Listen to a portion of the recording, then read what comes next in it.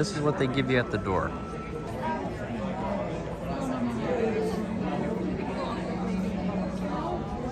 That's it. You can wear it the whole movie. Yeah.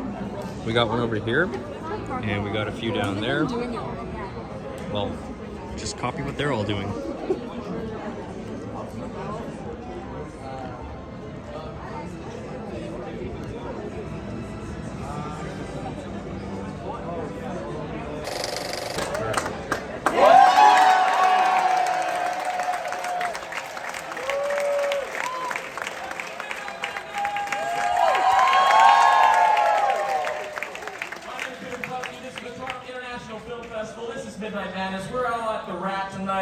And we're going to be watching a very extraordinary movie, Pearl! We all saw this incredible movie, X. Where we met two very interesting women. Tonight we're going to learn a little bit more about them. And what I love is that this is the rare horror sequel that is not just, you know, redoing what we've seen before. It is something new, something exciting, something deeply weird. Now let's introduce please welcome the director, Ty.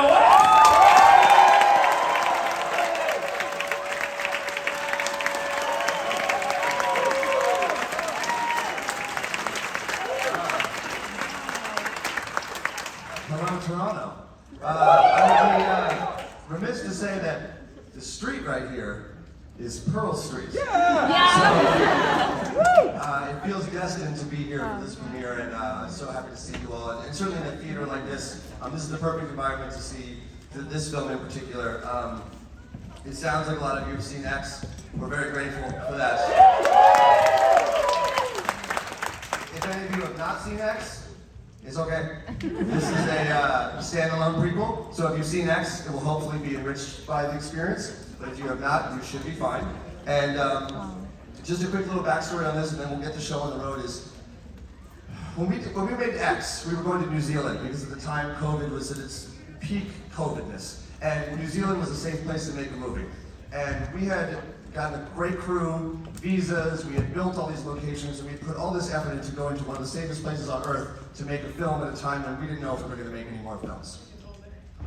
It seemed to me that if we were so fortunate to do that and thankful to A24, that maybe we should just stay and make 2 movies. So Goth and I have been talking a lot about Pearl in X, and we've been talking about her character, and it didn't make sense to make another X movie because we couldn't have more people show up at a farm, but we could go backwards. So I went to New Zealand and I had 2 weeks of mandatory quarantine.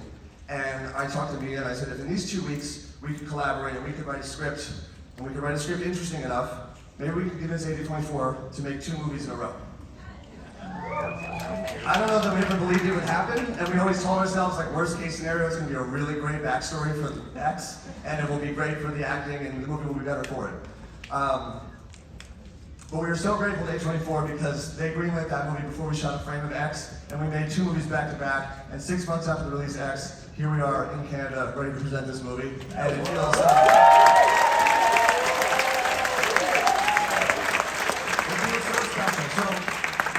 afterwards, Goth will be here afterwards, David Corenswet will be afterwards. We'll do a Q&A for you all. I really hope you love the movie and have a good time with it because Pearl would like it that way. Thank you very much.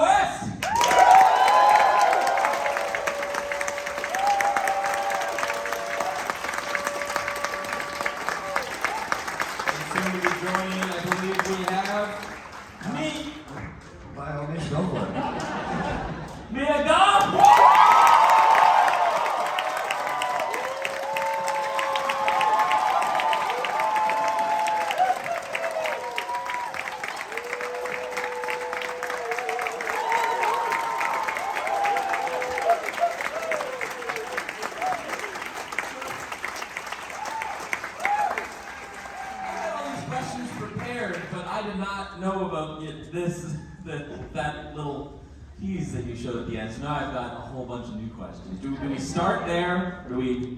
Let's end there. Let's end there. Okay, we'll end there. What were the first conversations, when you decided that you were going to make 2 films and you would explore the character Pearl and her origins? What was that first conversation between both of you, me and Ty? The very first conversation was, once I had the idea, I called Mia and I said, all right, this is a long shot. But if we made 2 movies in New Zealand, would you stick around for another couple months and be in it? And that was the beginning of it, because as soon as the idea formed, if Mia couldn't do it, then there was no movie. So that was the very first conversation that we had, was just, would you be willing to spend a little more time in New Zealand if we could pull this off? Absolutely. And so, but when actually approaching the project and exploring Pearl, were both scripts sort of written at the same time, or was it through making X that you began to start to build the world of what Pearl would be? It was actually more in the middle. So X was written, X was cast, X was greenlit. We were heading down to New Zealand, and the idea was, what if we stayed longer, we made a second film? And we started collaborating, Mia and I, about the backstory of Pearl and coming up with the ideas for the script. And then in the 2-week mandatory quarantine that you had to do in a hotel to get into New Zealand, I was there and Mia was still in New York, and we would FaceTime and just write the script and collaborate on all that in those 2 weeks. And I had told A24, like, we have this idea, and I think they were like, okay, cool, whatever, but I don't think they thought we'd actually show up with the script. And then we did, and they liked the script, and then there was a whole production plan in place because we had already built everything for X, and I just knew that we could stay and do it. And then off we went, and they greenlit Pearl right before we started X, so we were able to make X with Pearl in mind. So if you see X again, there's all kinds of things from this movie that the first time you saw it wouldn't have been anything, but now that you've seen this, like the wheelchair's in there, and obviously the backstory means a lot more, and her bike is in there, and there's just all kinds of fun stuff like that. So we were able to make the movies almost like one big giant movie. What were the challenges too in like de-aging, I guess, all the like redoing that entire location? It was hard. It was. We had just made a movie that took place in the 70s, and we were very inundated in that, and we had spent 6 weeks shooting, mostly nights, and we probably wrapped on a Friday, and on Monday we were back in the office, and everything was like totally different. And it was all new colors and all new props and a whole different period. And it was a very strange adjustment period, and especially for the crew, because we had spent so much time on this farm and we got to know it so well. We knew every nook and cranny, and we had filmed every corner that was possible. And then everyone went away for 3 weeks, and then when we came back and it looked like this, it was like a strange lucid dream for everyone to be back in the exact same place and have it be transformed. And that, a huge credit to Tom Hemmick, our production designer, and Malgosia, our costume designer, and Ellie Rocket, the DP, because I mean, it's the exact same everything, but a totally different movie, and that's a credit to their hard work and to the crews that work with them.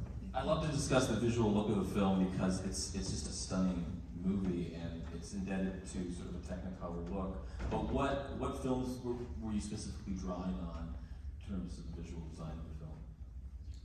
Weirdly, there wasn't anything that was like so specific to like this film, that film. It was more of an era more than anything else. I think for when it came to production design or cinematography, we probably had some swatches of like, okay, the red shoes and things like that, or Wizard of Oz obviously plays it. Yeah, and so like, there was like aesthetics that were like, like mood board to be like, okay, we gotta go this far with this color and that. But as far as the movie itself, me and I just kind of wrote this movie and it made sense because originally when we first did it, the cheapest way to do it, we were initially going to pitch A24 was to do it like a black and white, like German expressionist kind of thing, because then we didn't have to paint anything, which would be great. And so we don't spend any money, we don't have to get wallpaper or anything. And but then there was this version of the movie, and A24 also was great about just being like, look, that movie's a little more expensive, but let's do it because it's better, and rightfully so, because I think it's, even if you read the script, you could picture this sort of like Bergman-esque black and white thing, and it would work, but it's not the same because the who Pearl is, I think, is represented in the vibe of the movie. Mia, what was the writing process like working with Todd?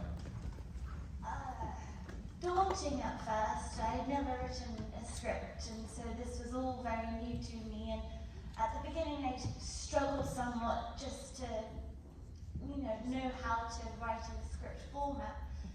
And so I reached out to Ty, and then he said, you know what, just put a timer on your phone and just go for 30, 45 minutes at a time and just write in a kind of stream of consciousness style and just see what comes out. And that ended up working really well. And so I would do that, put a timer on, and then just go, and things would come, and I would send that over to Ty, and he would then discuss certain ideas with me, and then he would implement that into the script, and it kind of evolved from that. That monologue that you have at the end is astounding.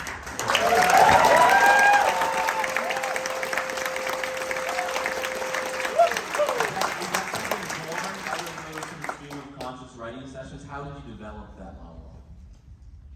Yeah, that was born from the stream of consciousness style that I adopted, and you know, that came from me and Ty, and it was something that we were building for a while. You know, it's a 5-6 minute monologue, and we didn't just want her speaking rubbish. You know, there was a real opportunity for us to humanize Pearl, and for the audience to really kind of get to know her in a very intimate way, and to kind of, you know, hopefully have the audience empathize with her, and you know, perhaps understand why she did what she did. As challenging as that monologue, you know, must have been, that final shot, that incredibly striking final shot.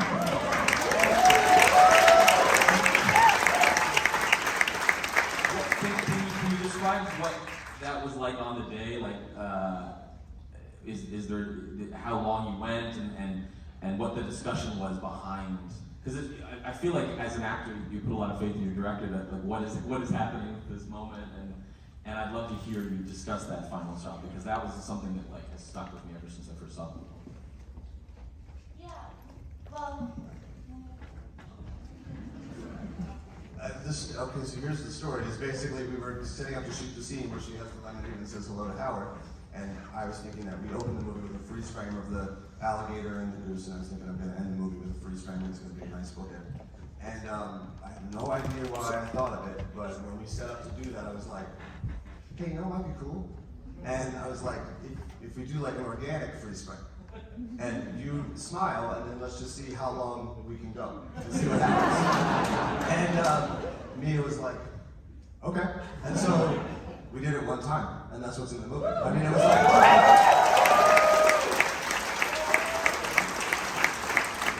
it was very much a spur of the moment idea. It just seemed like maybe this could be something, and then credit to Mia, I mean, it's kind of like everything in the movie, so it's worked out great. I don't really think about gore other than I think about, like, well, what do you want you guys to feel at this part? And sometimes it's like, I gotta show you a head fly off, and sometimes I can cut away to something else. But it was really just trying to be as, you know, effective to the ideas and effective to, you know, Pearl as possible. David, what was your experience getting skewered with that? Oh, God. A bizarre day. Was that the same day I got driven into the lake? I think it was a different day. Different day. Well, however, credit to you, because he went into the lake. That was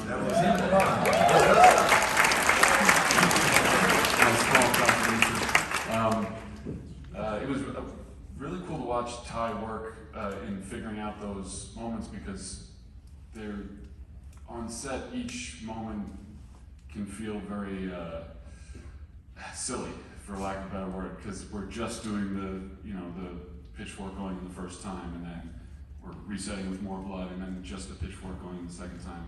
And Mia's having to do most of the heavy acting lifting in those moments. So The question is, I think it's really about your relationship directing Mia and what you sort of discovered about each other, I guess.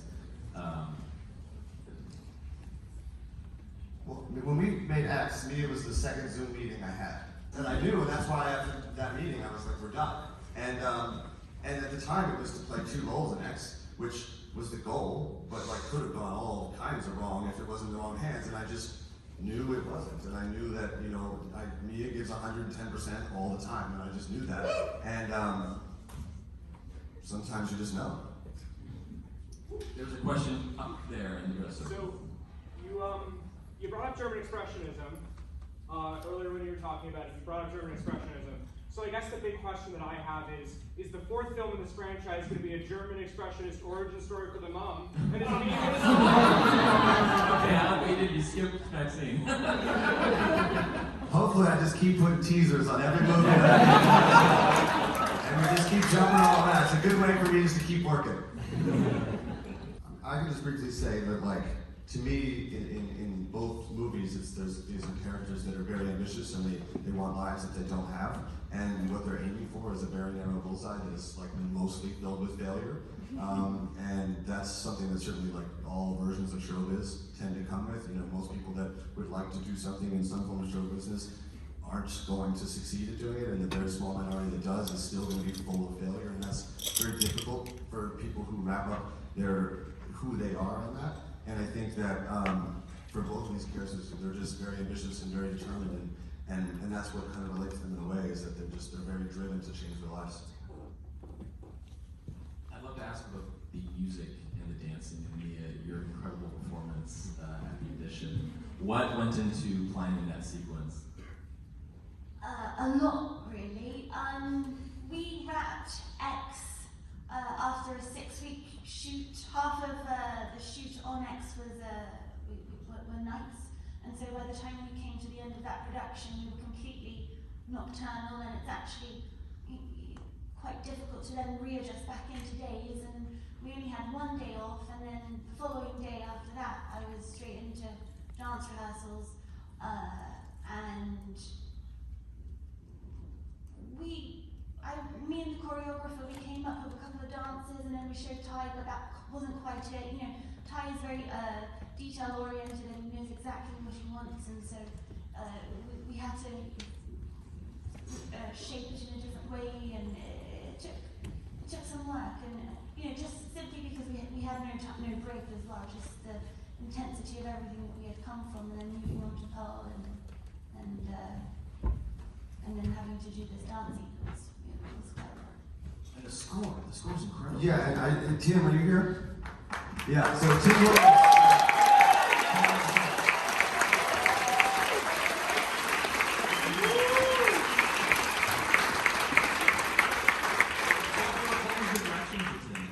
In terms of what you wanted from the We film? had done X, and Tyler Bates was the composer on X with Chelsea Wolfe, and the score for X was a very kind of stripped down vocal score, and it was complicated in its own way. And I told Tyler, oh, we're gonna do 2 movies or whatever, and he was like, okay, cool. And but you know, like with X, it was hard, but it was there wasn't that much that went into it. It was like Chelsea's voice and what Tyler was doing, and most of that was synthesized. And then on Pearl, I had to call him, and he was already ready to do a second movie. And I was like, so here's the thing, this one's a little bit bigger. And so I know that you agreed to doing these 2 movies, but we're going to need a big orchestra on this one. And the thing that's great about Tyler is he was just like, right on, man. And so Tyler, a team had worked together before, and so they kind of partnered up and wrote this whole thing, and wrote, produced, and recorded the whole thing with Orchestra in Nashville in like, I don't know, 2 months. I mean, simply absurd. So it was a real, it was incredible to see what was doing. We only have time for one question, so we have to now ask, what can we expect from Maxine? Tell us. New Zealand would make a great Los Angeles circa 1985. Sweet ass, bro.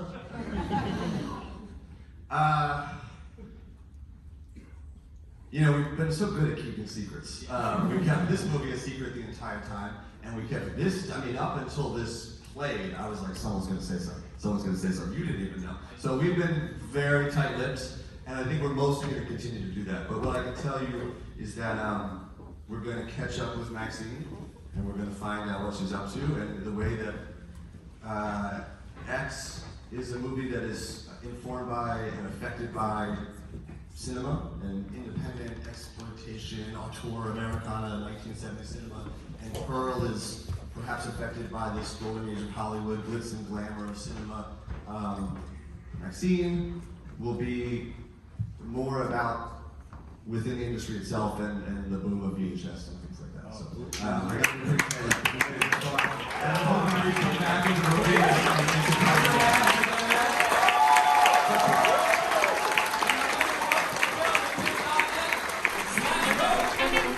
Bye.